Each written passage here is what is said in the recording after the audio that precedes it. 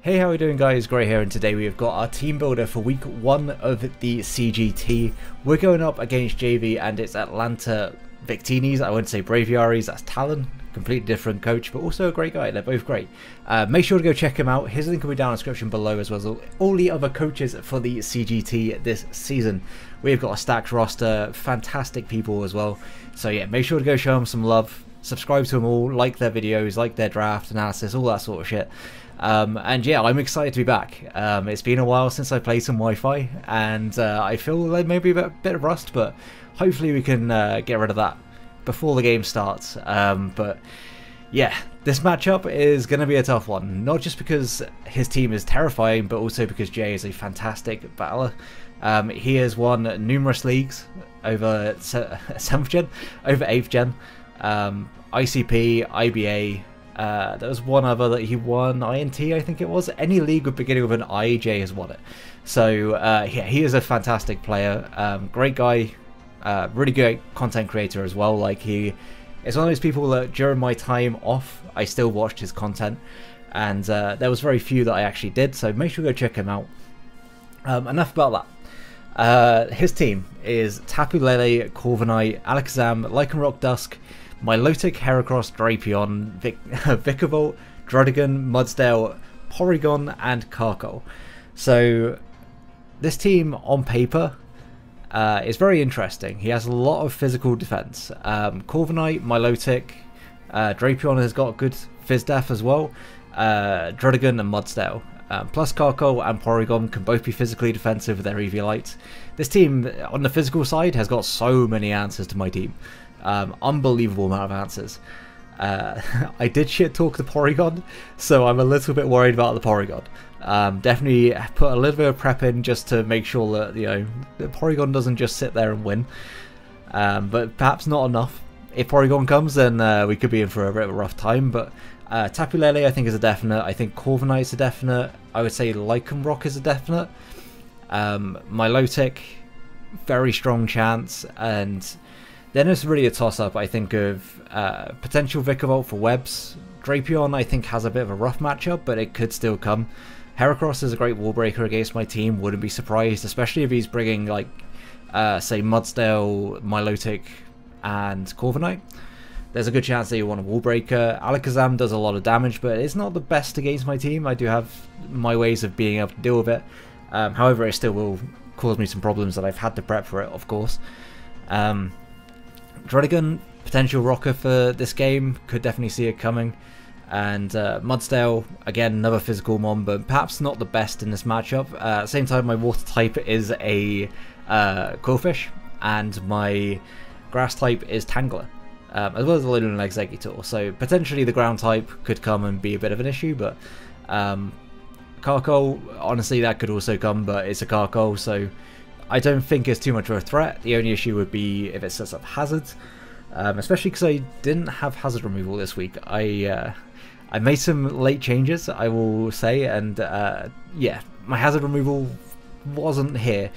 So yeah, I think that might be a problem if Carkol comes. Mudsdale, Druddigon, obviously being able to set up. There's actually a lot of hazards that I probably should have brought.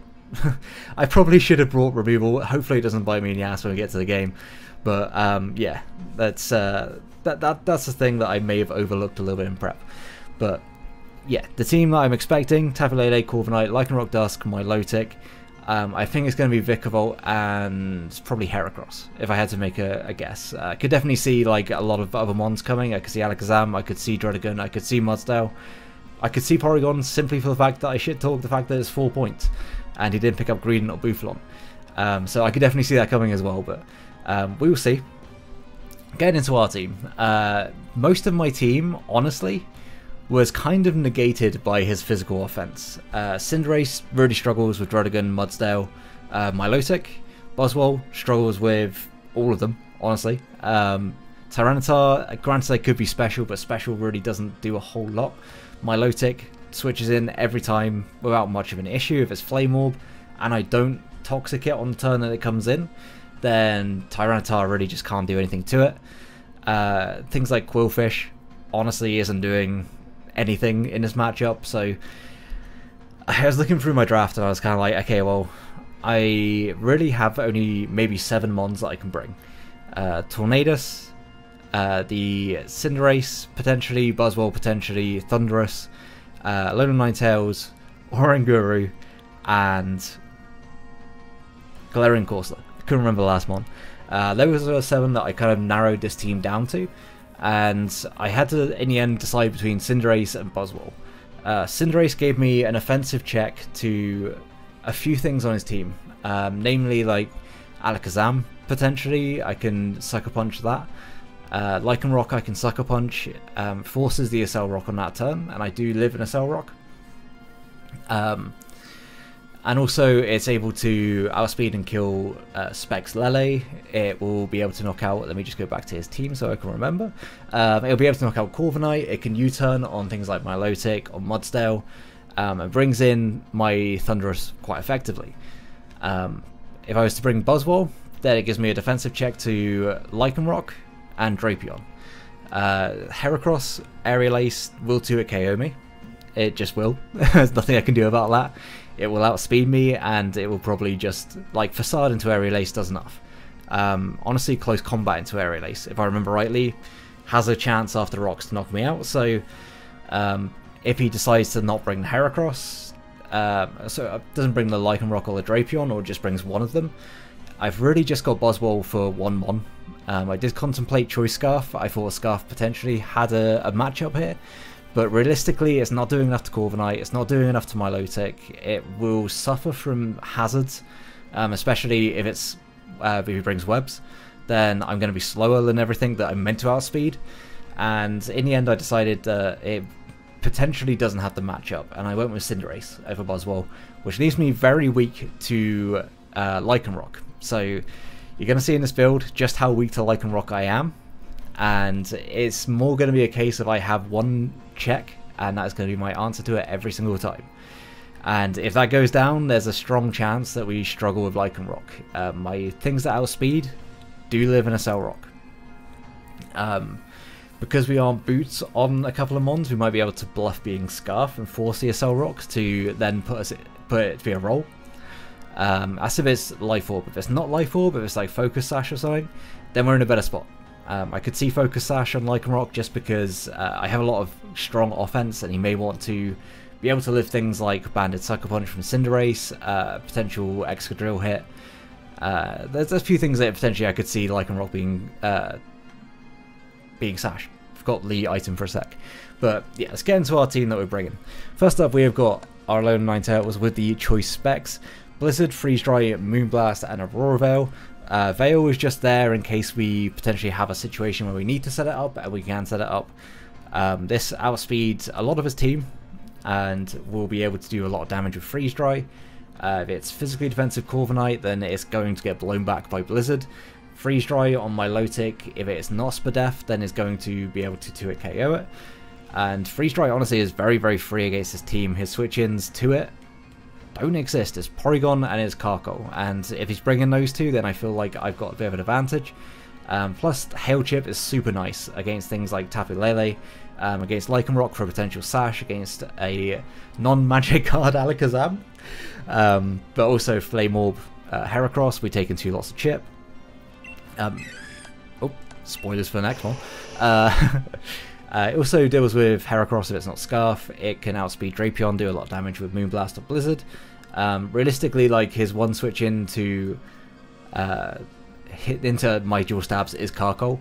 So if Carkol comes, that is just great for my team. That is free next mon that you saw. Yeah, this mon really, it doesn't. It's annoying that Lycanroc exists, because Lycanroc just outspeeds this, and it just outspeeds Thundurus. And it has the priority as well to outspeed Cinderace and outspeed Tornadus, my two faster threats. But honestly, this probably is the hardest Lycanroc, hardest rock type that I got to go up against, because most things Buzzwole will be able to switch it in on, but his team just deals with Buzzwole so well that it's a horrible matchup realistically for me. But yeah, Alolan Ninetales, here to break, that is it. It's just here to click buttons, and if it gets a set up an Aurora Veil in a situation where we might need it, then fantastic. If it doesn't, it doesn't. It hasn't got a Light Clay, so it's not staying up, but yeah. Next up we have got our Galarian Corsola. This set is something that I really hope pays off, because it's a risky one. This is my switch into Lycanroc. It's the only switch into Lycanroc, and if he brings Drapion or Heracross, and I have to use this as my physically defensive wall, it doesn't do a particularly great job against it. So it's a bit of a 50-50 as to whether this Galarian Corsola will be able to actually pop off, or whether it will be a complete dud. But Shadow Ball hits his entire team. Outside of the Porygon, he has no resist other than Drapion. If he doesn't bring Drapion as well, not expecting Galarian Corsola, then actually this set can do a lot of work. He might not bring Drapion fearing the Will-O-Wisp, and might bring Heracross instead. If Heracross isn't rocking knockoff, if it's like Swords Dance, Close Combat, Facade, Mega Horn, something along those lines, maybe Stone Edge to hit my flying types, then we do actually check that set really well, especially if it is that last set with just Stone Edge to hit me. 8 PP, also he has a chance to miss, and he would need to set up a Swords Dance to be able to 2-hit KO me. So I feel pretty good in that situation if he doesn't bring knockoff. If he doesn't bring Drapion, it doesn't bring Porygon, this set has a chance. It has a chance. And realistically in this matchup, I was looking at things that just had a chance to win. And yeah, Shadow Ball hits everything. Calm Mind, I can set up on Corviknight, I can set up on a Milotic, I can actually set up on Alakazam as long as it's not Nasty Plot.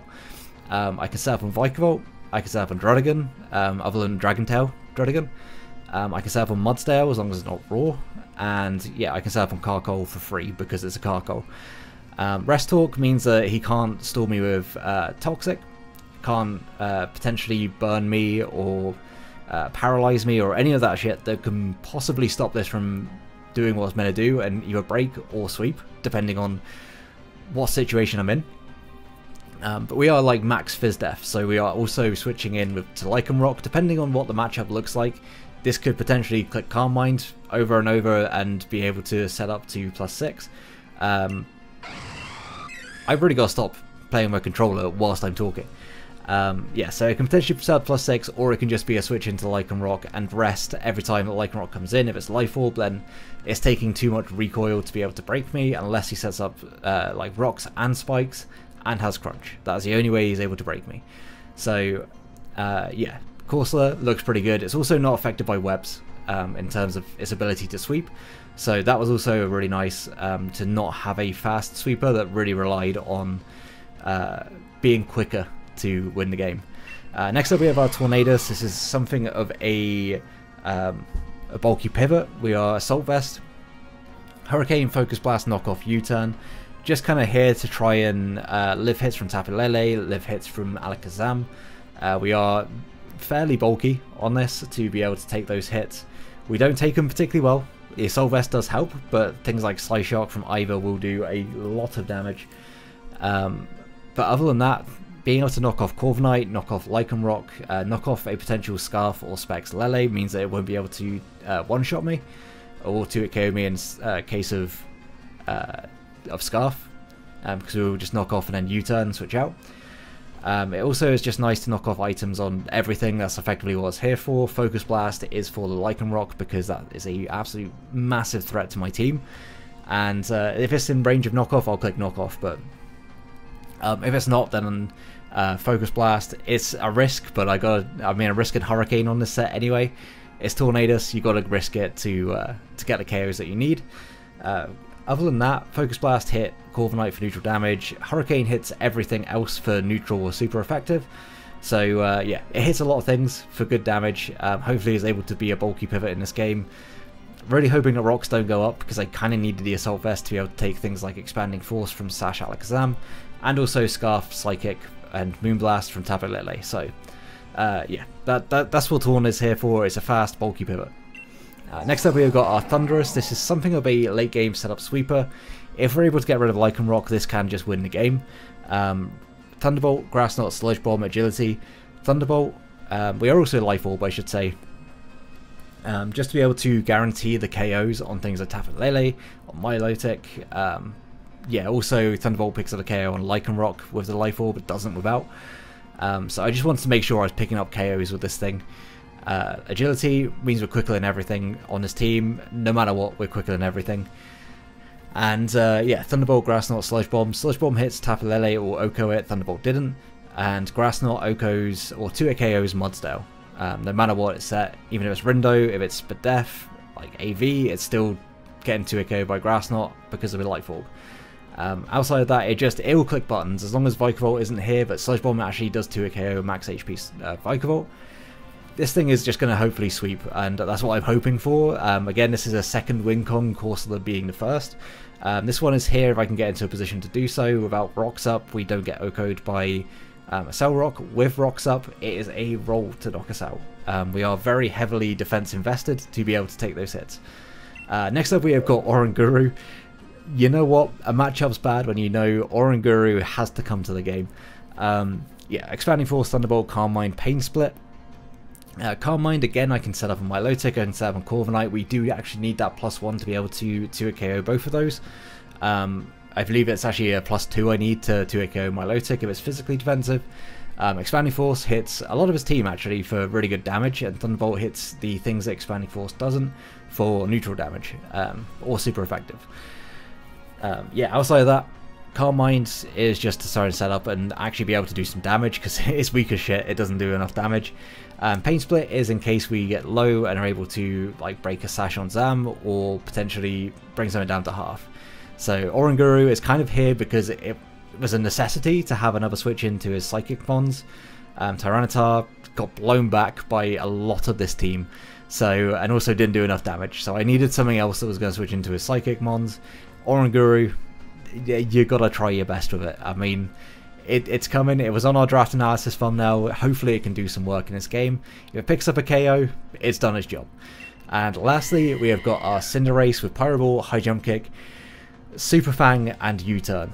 I will say that I have played this game, and I didn't notice that I had Super Fang. I misgened, or didn't misgen. I genned it initially with Heavy Duty Boots, and then I decided, no, actually I want to go Banded Sucker Punch to be able to deal with Lycanroc, because I was super weak to Lycanroc on this team. 4 weaknesses and no ability to outspeed it with a Cell Rock? Nah, that ain't it. So, yeah, Sucker Punch not being on this set, that's not ideal. Super Fang with the Choice Band, you know, the tech, the tech, maybe?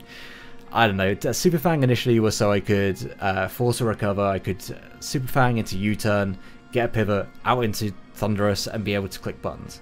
That was realistically what I wanted to do. Over Milotic came in, I can go into Corsola and I can start setting up. However, I decided at the last minute that I'd rather just go Banded to 2 KO Mudsdale, to OHKO Corviknight to do as much damage on a pivot as I can, and didn't gen it back in with Sucker Punch. I kept Super Fang on it accidentally. So here we are, we got some Choice Band Super Fang. High Jump Kick did best neutral damage to Milotic. I don't think it's 2 KO if it's Flame Orb Marvel Scale, it just doesn't do enough. But if it's not Flame Orb Marvel Scale, I think it did. So yeah, Cinderace is kind of here. Again, it was just kind of the last mon on his team. The biggest issue for this is going to be Lycanroc. If Lycanroc doesn't get worn down quick enough, we have no hazards. We have 4 mons weak to a Cell Rock that, well, they're all rolls, I believe, outside of maybe Ninetales to die after rocks. So it's going to be a rough one if Lycanroc pops off. If we lose our Galarian Corsola, then I think we're going for a tough time. However, if Corsola is able to live out the entirety of the game, then we have a chance. This matchup was really rough for me to build for, but it is what it is. You get matchups like that. It happens sometimes. So yeah. Hopefully his team can do the job. I am relying on Corsola, I think, a lot in this game to do some work. If it doesn't do work, then I don't know. Pessimistic, I know, but matchups like this really are a little bit rough to try and prep for, so I've gone a bit creative. And yeah, we'll see what we do. If you did enjoy the team builder coming back, it's been a while since I've done a team builder. I'm a little bit out of sorts when it comes to doing team builders because it's been such a long time. But if you did enjoy it, please do leave a like and comment below what I can do better. Or if you just enjoyed it in general, leave a comment, helps the algorithm.